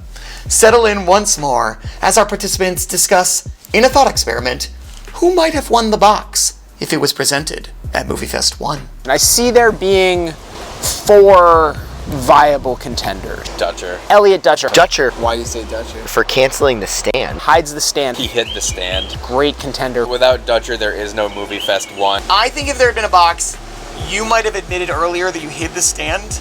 And it would have been like a big, like, revelatory, like... Could have been seen as a betrayal. You might have been sore at the moment. I actually have no memory of the whole stand thing. Yeah. It comes up in the lore a lot. I don't remember watching that movie or knowing anything about it. Broderick pulls down the blanket fort which Scowen has built. I think that was in year 1. I'm not totally sure. There's some disagreement on historical memory here. Was that Scowen blanket year? No. And then Scowen goes into a total rage and just sings the "You Better Not Fuck With Scowen" song for hours on end. It wouldn't be me. Or unless it was you. Wouldn't have been me. Most obvious, Alex Shebar invents MovieFest. Really close between. It's Dutcher or Shebar. It's really close. There's a big part of me which wants to say Dutcher for giving MovieFest its shape by hiding the stand. I already said that was the most influential moment of MovieFest, but I'm going to undermine that very argument and say there would be no stand to hide if Shebar hadn't conceived of it in the first place. Box for year 1 goes to Alex Shebar. I think we were so young, we actually would have just like taken it seriously. Oh. And we would have been like, oh, who came up with the best films then? Oh, Let's, that's like, really look at the sweet. That's so much movies. sweeter than we are right now. Who is our favorite? Because we wouldn't have been so like tribalistic in people's like picks Sure. or whatever. We would have been like, yeah, I really liked, Pulp Fiction or whatever. Wow. Who picked Pulp Fiction? Okay, so who won year 1 then? What was the best film? Yeah, the other one was Con Air, so I do think you would have. Then it won. would have been I me. think it would have been you. I think we actually genuinely would have like voted on the quality of the films. Yeah. Which is never going to be a thing. Ever. Do you have a favorite MovieFest? If so, which one and why? So many MovieFests. So the short answer is I do not have a favorite MovieFest. My favorite MovieFest is always the one that I'm currently at. Each MovieFest, like each of our children, we love in its own unique way. It's like when my kids ask me which one Yeah, I like the most, and I'm exactly. like, It's I like- like you all the same. They're different. Some are more difficult than others. Some are easier than others. Even though I clearly have one I like the It's like So I don't think I could pick a favorite MovieFest. I think the last few years I've thoroughly enjoyed MovieFest branching out into more adult, having our own place, all in for the weekend. Movies, terrible. I, however, remember the fucking movies. And the answer is so goddamn obvious. It is year 10. Year 10. Yeah, Because the it was best just movies. good. And it was a good year. Yeah. I didn't go to a lot of the glamour, glitz, MovieFest, the movie theater. That's true. The other one like that, Trumbull Fest. Like, also, truthfully, I can't remember what happened in which year anymore. This is going to be tough for a lot of people because I think they all tend to blur. Like, I legit thought the Gummy Worms thing was going to be, like, eligible for the Hall of Fame this year. They're like, no, that happened in year 15. I'm like, no, that happened in year 5. That's crazy. That was almost 10 years ago. I think the last year... That last year in Longmeadow? Year 18 at my mom's house? Had like a pretty special feel. The final MovieFest at Mrs. Shebar's would be my choice. All the stuff was packed away. It was clearly like an end of a chapter, but it was really bittersweet because we knew it would continue at that point. I remember it being very important. Yeah. There was something really sweet about that one. Just of this transitional period of this is it. Came to like a kind of a closing of that chapter. A sentimental occasion. And that doc is very emotional too, of moving on. Doing all those interviews like in the library with no books in them. Like, oh yeah. I feel like that documentary is really when we started talking about like getting older and growing up and moving out and changing in our lives. And your mom won the box. And my mom won the box. An adorable cap. That's really nice. It's a good choice. I feel like that one in particular was a special one. And it was the last time we were all truly comfortable in our assigned seats. What is your single favorite MovieFest memory? Didn't we answer this one? There are so many different ones I could choose. Single favorite in 24 years. So many just absolutely beloved MovieFest memories. My favorite was answering this question. Yeah. Nigh 45 seconds. Every single prior. confessional booth I've ever had to do. That's my favorite. Those are the best. I think it's just like the hugs at the end of every fest. It's like what MovieFest like means to me. That like moment of like we did it, we're super happy, everybody's like either tired or like super excited. And I love that moment. So I'm grouping them all together of like one big celebration. The big finale countdown. with the hug at the end. I love it. You know what my answer is? Yeah. The exact same thing. That's yeah, nice. It is the same thing. It's just a nice moment. It's You're such a like good you're done, everyone's happy, but also you're done. Yeah. The misery that is MovieFest is over. There's that component of it too. Let's not say it's all like love and sunshine and friendship. No, it's like the celebration that we did it. Yeah. We made it again. It's great. No one has died yet. Hannibal Lecter, Chev Chelios, Black Dynamite, Cable Hogue, the Tuna from Serenity. Throughout movie fests, we have seen characters that grip the scene in a visceral fashion. And after meeting this character, you remain not what you were, but what you always had the possibility to be. In this next section, we bare our own soul, as we spend 2 minutes and 17 seconds with MovieFest's own character, the Rob Goblin, aka the Roblin. You can't see it, but the banana peel is just on the floor And over like there right right where now. someone might come out. Too, so they might slip. So that's gonna be real dangerous. I'm gonna be squinting and sweating. We're at 19 beers right now. This was like legit the worst time to do this. I'm very tired. I'm wearing my fly fishing vest. I'm so angry. Oh, I'm gonna sneeze. Because that's my style. The sun in my eye. Cable Hague. Oh, go. Alex, we did it again. Rabbit Intruder. Oh, God. I'm Cable Hague because I sneezed. I'm Cable Hague. Oh, I'm Cable Hague. All stuffy now. Dies in the end. Run over by a car. I'm not doing a bit. God, it's so fucking hot. I'm not. He loves to suck the joy out of us. I drove Alex into the pizza and I wear this. And even this fest, they took off one of my picks and they hate me because they suck. And they just have me here to scream and yell. Shut the fuck up. Like the clown I am, camera. I would about Taco Day. When I think of myself here, am I that monkey with the cymbals?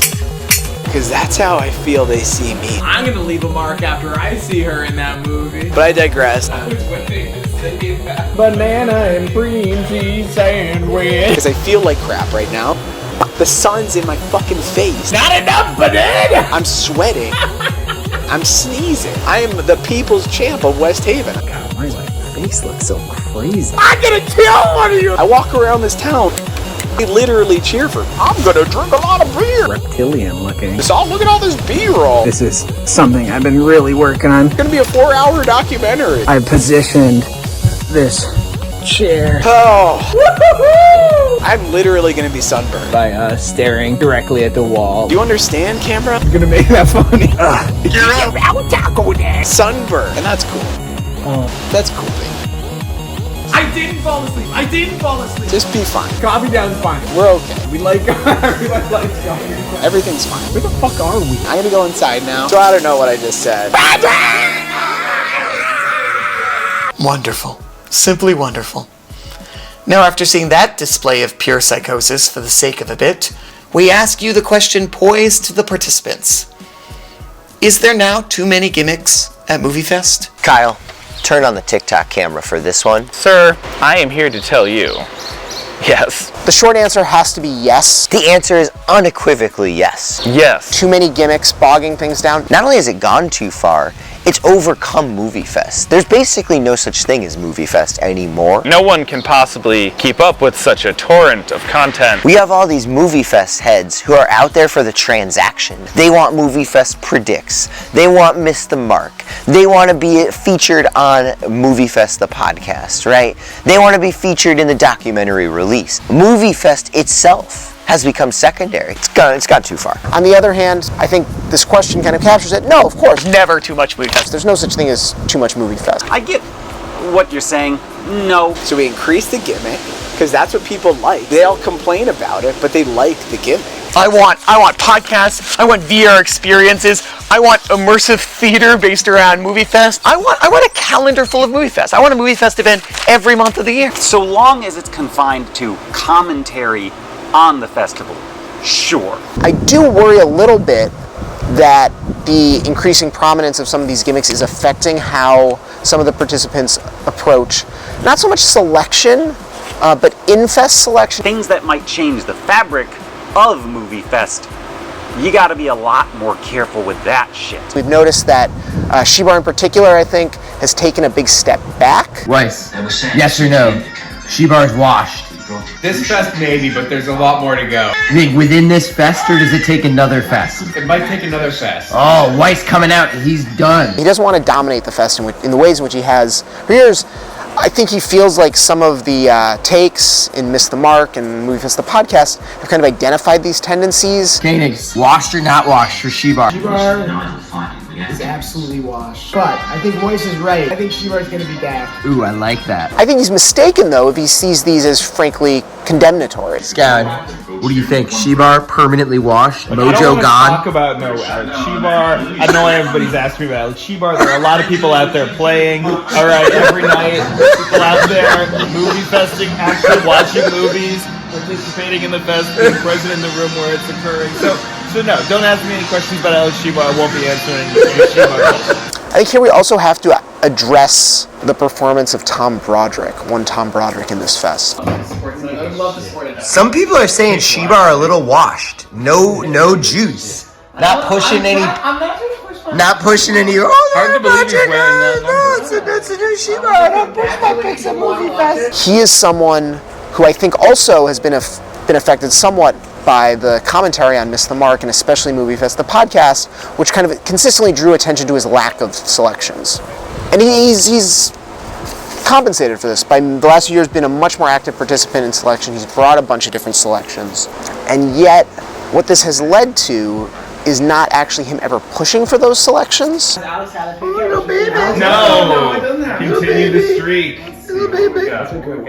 Actually, is a very similar performance to that of Alex Shibar, who Broderick is making fun of for his being kind of endlessly deferential, and yet Broderick's showing the exact same deferential characteristic. You cannot be bringing in gimmicks that actually affect what happens during those 24 hours, not in any substantial way. The real question is not like, are there too many gimmicks? I actually think pack MovieFest as full of gimmicks as possibly can. If I could think about MovieFest every single month of every single year, yeah, I'd be happy. You know what? I already do think about MovieFest every month of every single year. So, I got nothing for you. I got nothing.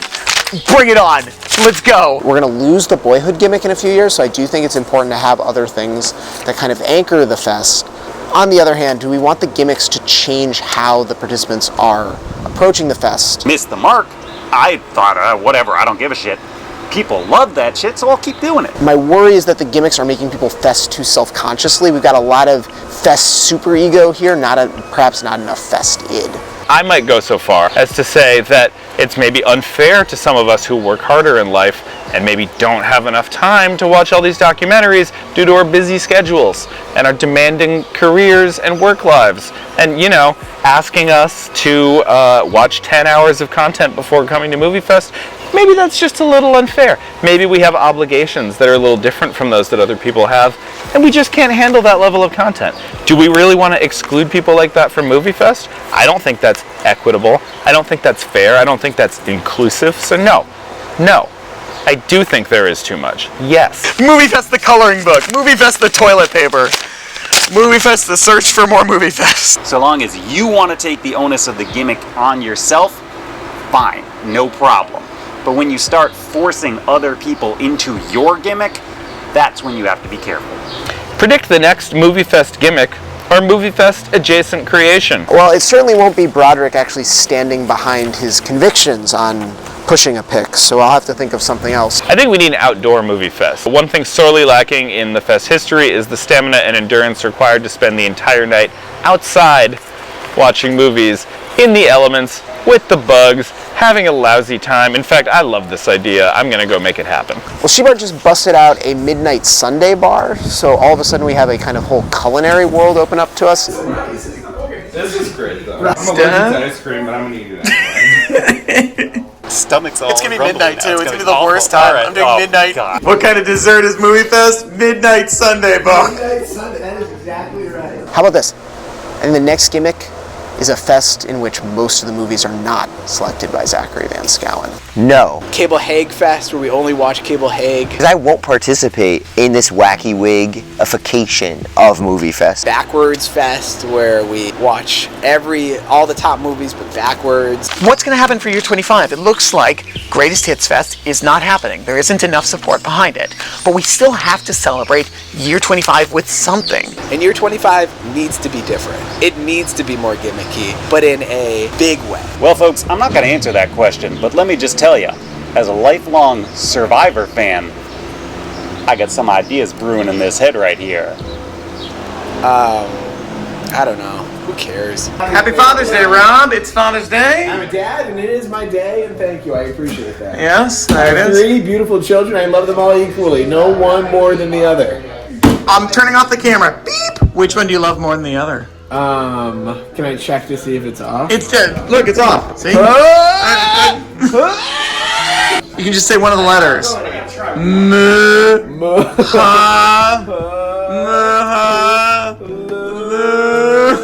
would hate to say my child of running is my favorite. Yeah, I think that's understandable. As our father, happy Father's Day. I'm your mother. Koenigs, happy Father's Day. It's Sunday. Happy Father's Day. Thank you. Why are you not with your child? Because I'm a horrible father. You know, I didn't even ask Rob because I already knew that answer. Yeah. So at least you had a chance to kind of reflect. Rob's was just kind of given. I know who my favorite child is. I'm like, Rob. Crime. Crime is such a problem.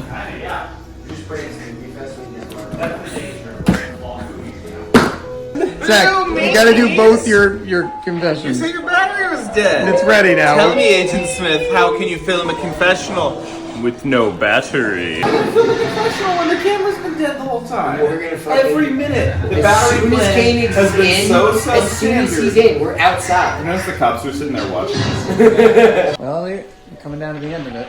We are coming down to the end of it. How you feeling?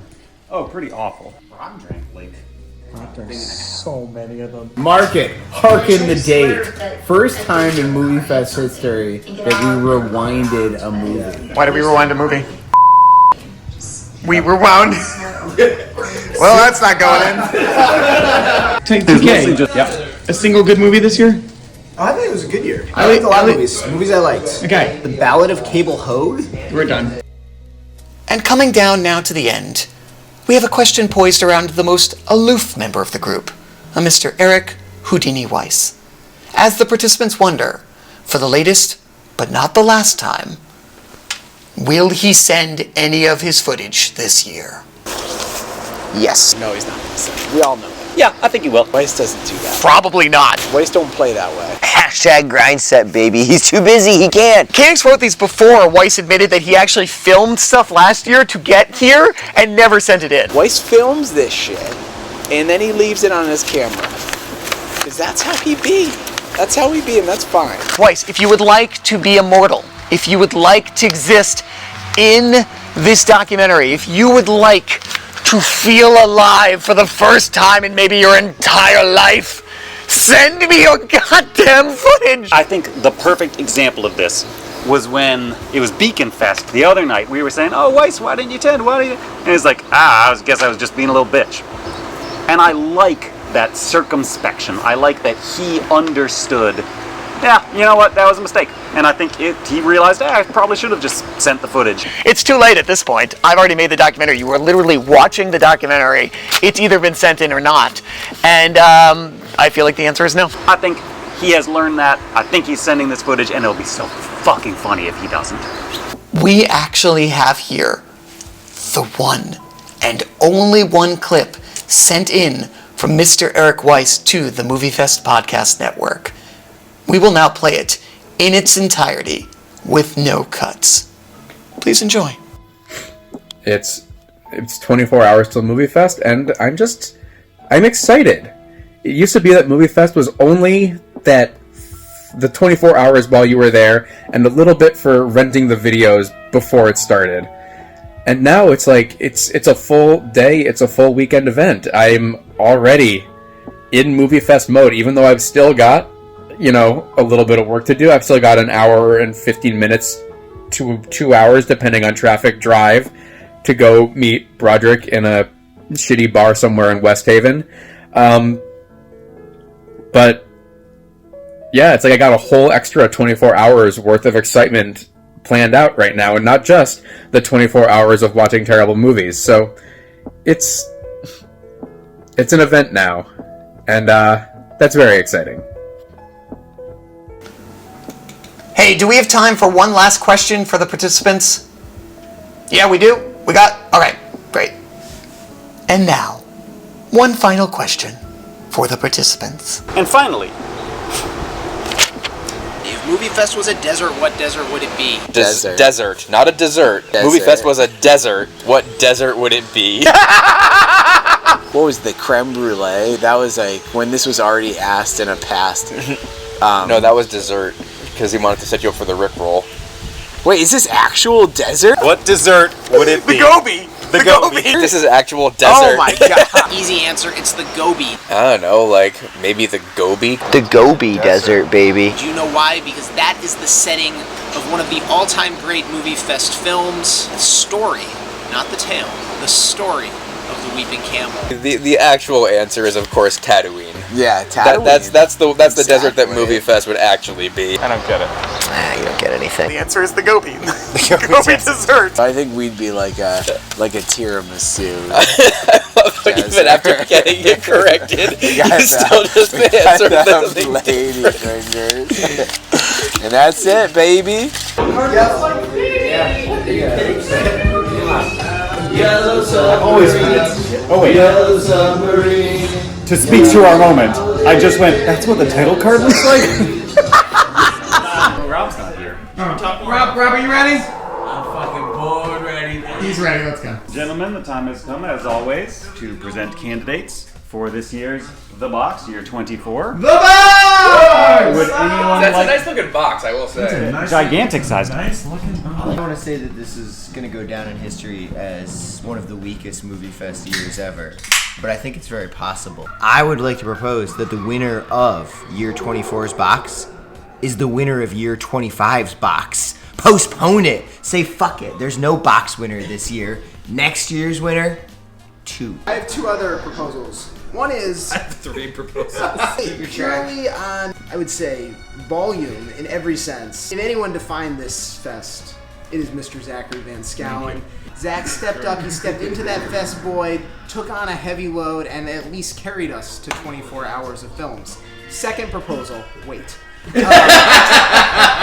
We've talked about the vibes being off, and I think part of that is just a general spirit of negativity that has pervaded MovieFest 24. And we know if one person most embodies the spirit of MovieFest negativity, it is Mr. Tom Broderick. So I think while he might think that this is a negative year that no one deserves, maybe that makes it really the year that he really deserves the box. I'm gonna nominate initially myself, because fuck you guys. Because all of these nominations are negative, like how everybody was in this fucking fest, so fuck everybody. And I came with 24 beers to celebrate the 24th year of MovieFest, and I did it! I drank 24 fucking beers, and I came in with a new gimmick where I was the Mandy character the whole fucking weekend. I tried to bring the energy, and I think I have COVID, but I'm trying to fucking bring it, you motherfucking bastards. Second nomination is... So in the spirit of Rob's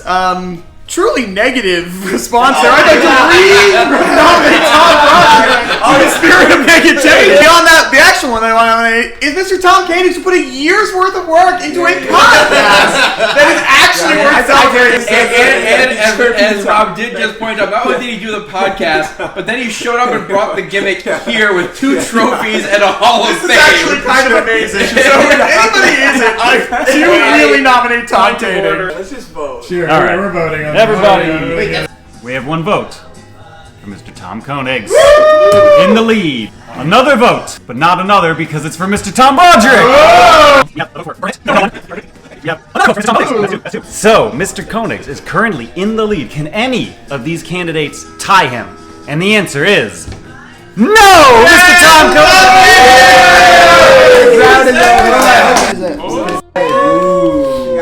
Oh! A hole punch. 1 ear pop. This is a classic box. I told you. And the Smooth River Anthology. And the hole punch. Wait. Is that the hole punch you used to punch 2 hole cups? You might want to check. There might be something in the book. What is it, Tom? Oh, shit. Dear Mrs. Shebar. Oh, it's a thank you note I wrote to your mom years ago. Dear Mrs. Shebar, thank you so much for a simply amazing week at the Cape. It was undoubtedly the highlight of my summer. Thanks also for taking us to the dance and the movies. The food was excellent, and I cannot express... On a boat, and yeah. he gets had to go by TJ the whole time. I am TJ! How old do you think were when you wrote that? What, 27? Mr. Tom Giddings, MovieFest 24. It's been another awesome one. What dumb question. That's it. Well done, sir. These questions are stupid. I am now going to go and finish up this movie fest. We just watched 100 Beavers, which, I think shows my evolution of growth because that movie sucked. And that's not something Shebar would have said about a Shebar pick, even like 5 years ago. Shebar would have been quiet, or would have fought that one to the death, much like our friend Zach Van Schouwen has done with his films today, which have just been hot garbage. Alright, that's it. I think I just not do it. We have to blow through it in like a moment. Koenig's out. And now we'll kick it back to the studio, where our host, Manfred Repo Shazblaster, is of course waiting to finish up the episode. Manfred? Thank you, Alex. And so, another movie fest locked into the annals of time. A year of negativity, of cable hoax, of hundreds of beavers, and no doobacky wigs. Thank you as always for tuning in.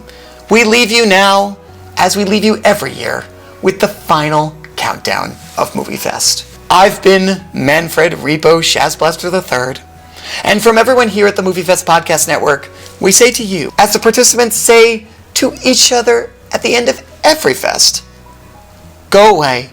I hate looking at your face. I'm tired, and I want a nap. Good night. 3 fully I had a unmissable great movies time. in a row. I did too. Now you I just consider love being with my friends. scoring John I Williams. I just love spending time with you. 3 all. minutes. Yes. I just say the worst movie fest is a wonderful day. Unless it's The Reckoning. Zach and I had a great time on the Reckoning. You should watch it. 10, 9, 8, 7, 6, 5, 4, 3, 2, 1.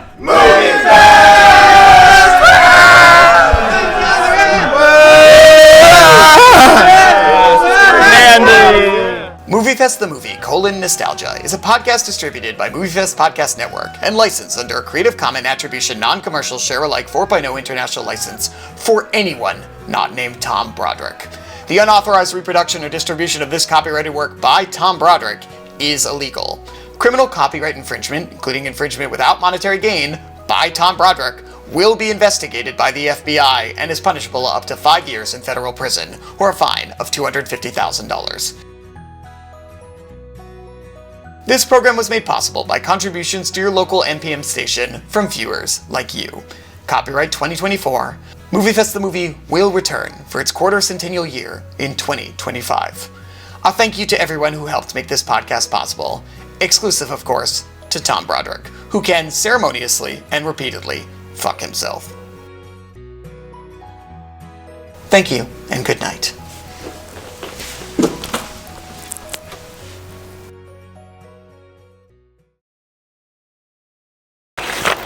I'd like to take this occasion to spend a special moment sending a special message to all my friends out there in TV land. I know it's hard, waiting a year for the next MovieFest documentary, waiting to hear what little comment Broderick is about to make as he sits down in that chair. But I'm here to tell you, there's hope. You don't have to live this way.